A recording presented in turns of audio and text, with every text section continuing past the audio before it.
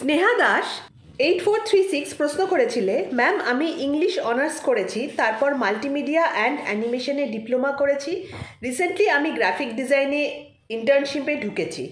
আমি আমার skill enhance করতে কি কি বিষয়ে লক্ষ্য রাখবো এবং পরবর্তীকালে আমার পে স্কেল বাড়ানোর জন্য কি কি স্কিলস এনহ্যান্স করব। তো গ্রাফিক ডিজাইন, মাল্টিমিডিয়া আর অ্যানিমেশন এগুলো মোটামুটি তুমি জানো। এর সাথে সাথে তুমি যেটা করবে আর কি সেটা হচ্ছে ডিজিটাল মার্কেটিং। তবে হ্যাঁ, আমি বলবো যে এই মুহূর্তে তুমি ইন্টার্নশিপে ঢুকেছো, তো ইন্টার্নশিপটা মন দিয়ে করো। এখনই তোমাকে আলাদা কোনো কোর্স করতে হবে না, কিছু করতে হবে না। নেটওয়ার্কিং করো ইন্ডাস্ট্রিতে, ইন্ডাস্ট্রির যারা তোমার ফ্রেন্ডস আছে, যারা তোমার সিনিয়র্স আছে, কাজটাকে ভালোভাবে বোঝার চেষ্টা করো, ইন্ডাস্ট্রিটাকে এক্সপ্লোর করো, নিজের একটা খুব ভালো পোর্টফোলিও বানাও।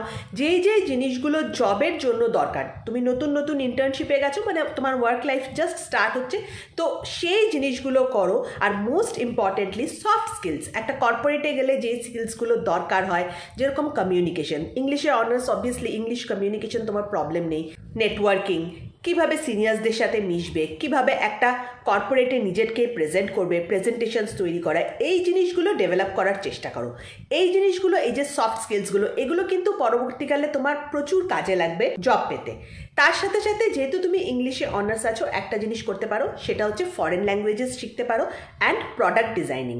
গ্রাফিক ডিজাইনিংয়েরই একটা পার্ট হয় প্রোডাক্ট ডিজাইনিং। প্রোডাক্ট ডিজাইনিং নিয়ে শিখতে পারো, ফরেন ল্যাঙ্গুয়েজেস শিখতে পারো। এগুলো তোমাকে হেল্প করবে বেটার পে প্যাকেজ বা অন্য কোনো কেরিয়ার অপরচুনিটিস পেতে।